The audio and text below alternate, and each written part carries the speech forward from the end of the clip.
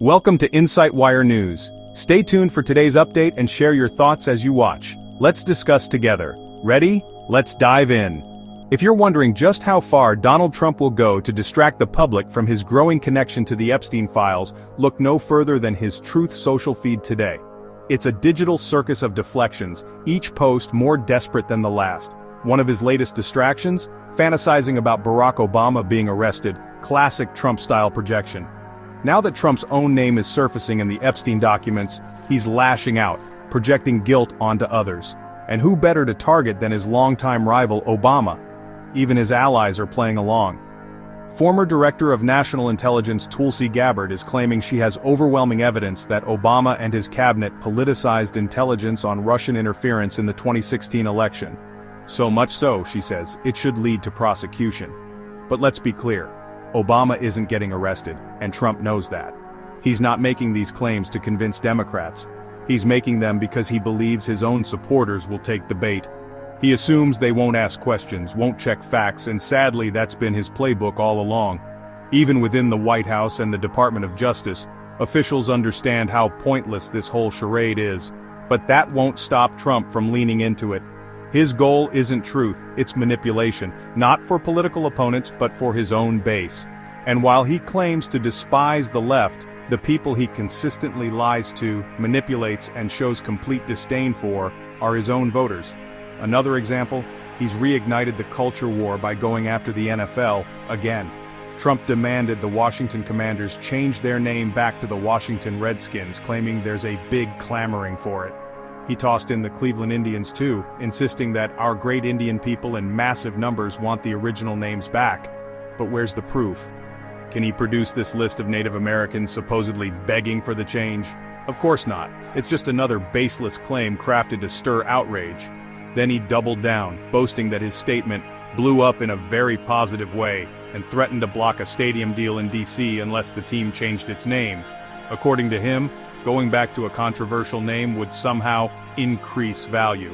But let's be honest, it's nothing more than another distraction cloaked in faux patriotism.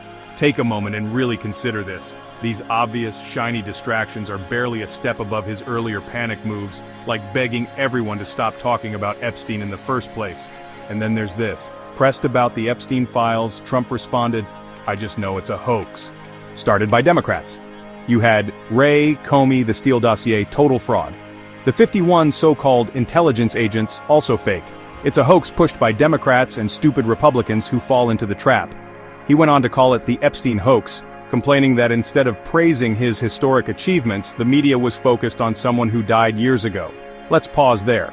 Because while Trump tries to erase Epstein from the narrative, he still clings to the lie that the 2020 election was stolen.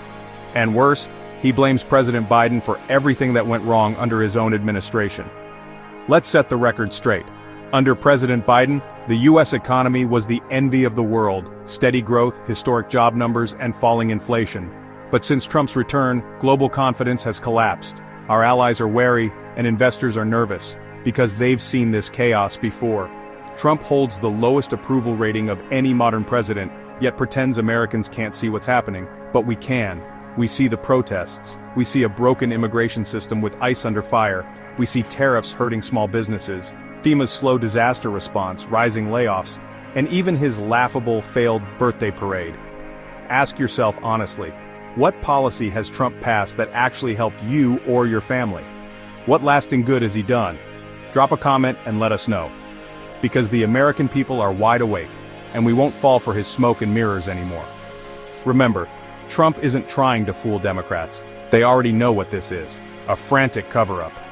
The real target is his base, the people he thinks will believe anything he says. And unfortunately, he's still got loyal enablers echoing his narrative. Let's not waste time on Epstein. We need to focus, be united. That's not leadership, it's deflection. A coordinated effort to keep Americans distracted and uninformed. I've said what I need to about Epstein for now. I'll let the investigations play out. But let's not forget, Republicans once impeached a president over a personal scandal. Now, they're shielding one buried in legal and ethical crisis. The hypocrisy couldn't be clearer. Don't be fooled. Trump wouldn't be working this hard to distract you if there wasn't something he desperately wanted you to ignore.